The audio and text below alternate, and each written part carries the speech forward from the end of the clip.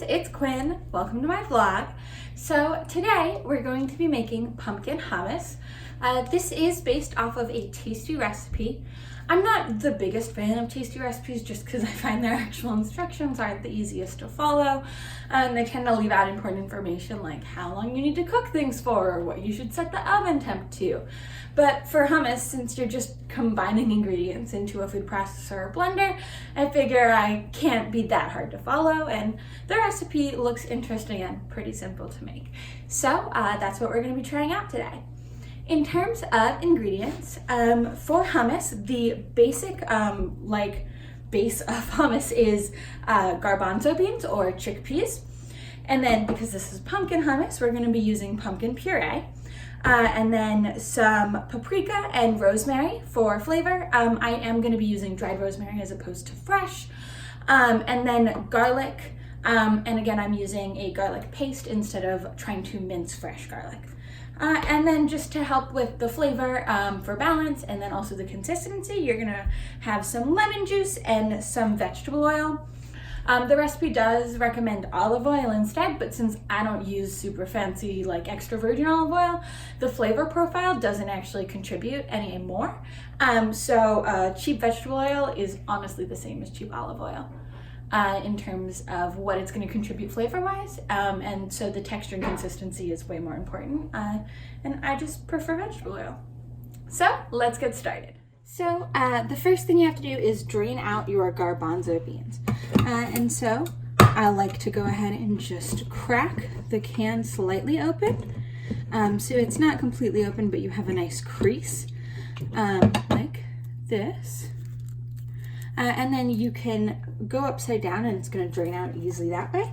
And you can also just leave it on the edge of the sink to sit if you have other ingredients that you need to prep. Now in this case, the only other thing I have to do is open up my pumpkin can right now. Now we're going to go ahead and open up the can of pumpkin puree and measure out 1 cup.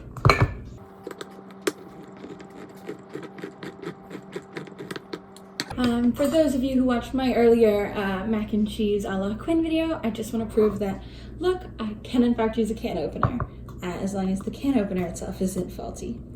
So success for me. And then I'm going to scoop out 1 cup of the pumpkin puree.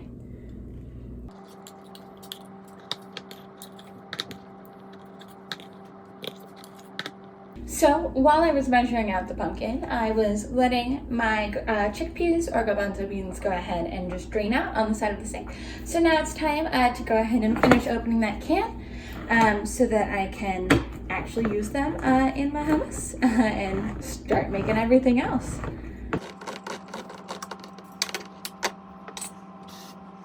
And you do want to rinse the garbanzo beans, so just add water into the can, shake it up a little, and then use my hand to let the liquid drain out without actually losing any of the chickpeas.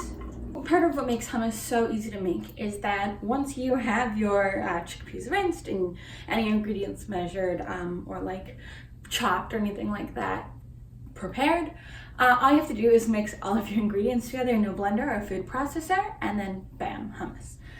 So we're going to go ahead and add in our can of garbanzo beans, then our cup of pumpkin puree,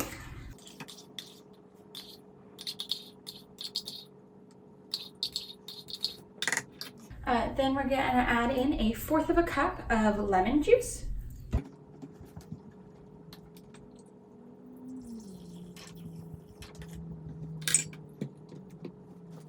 two tablespoons of vegetable oil,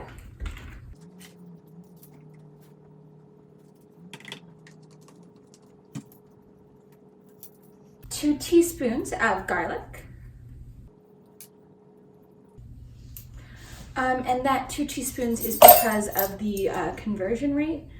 So each garlic paste, teaspoon of garlic paste is the equivalent of about a clove of garlic. So if you're using fresh, you're going to want to do 2 cloves. Then we need 1/2 teaspoon of paprika,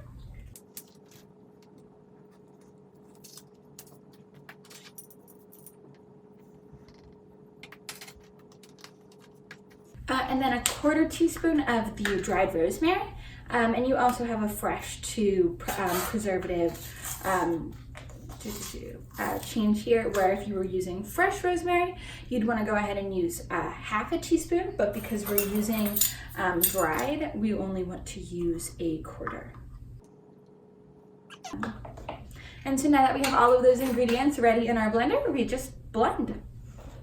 So as you can see, everything is now in the blender, and we're gonna go ahead and just turn the blender up to high and let it do its thing.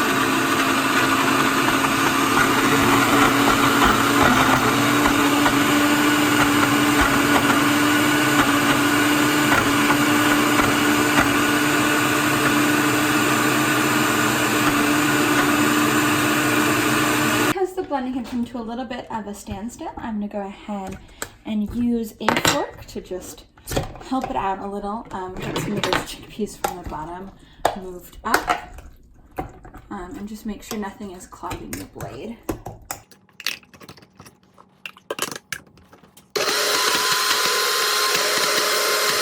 So because even though I've pulsed it a couple times and stirred a couple times, but I still have almost full chickpeas in the hummus, I'm gonna go ahead and scoop it out into a dish and do some stirring and some manual smushing and mashing, just to make sure.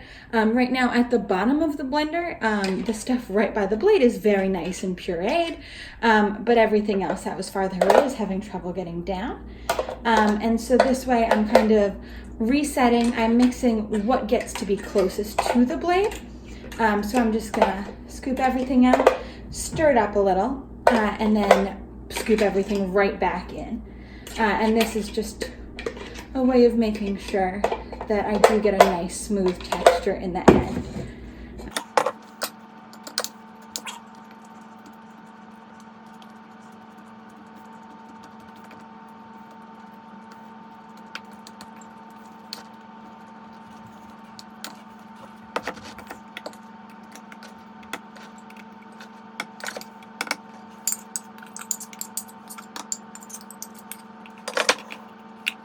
Right, and now I just have to put the lid back on and we're gonna blend it again.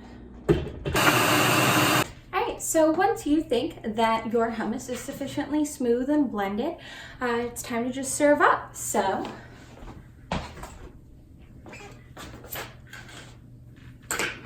go ahead, take it out of the blender, stir it, scoop it into a Tupperware or a serving dish, or however you plan to store it. And while you're doing this, you also do want to salt to taste. So just depending on what you like your salt level and saltiness to be, that's what you want to do. So I personally find it easiest to go ahead and start tasting and stir in the salt. And since, you know, hummus is thicker than like a smoothie, it's not going to get as much movement in the blender. So once you blend it, it's hard to integrate something like salt. So I find it easier to actually salt each serving, and then also whoever's eating it has a little more freedom in how salty their hummus will be. Yeah, and so now we have pumpkin hummus. And mine is a little thicker, it's not super smooth. If that's not what you want, you can always make it smoother by adding more liquid. So you could add some more of the vegetable oil or olive oil in to help make it a little smoother and blend a little more easily. And that's just up to personal preference. And I guess the big takeaway of this is hummus is not that difficult to make. However, it is still more difficult than the tasty videos make it out to be.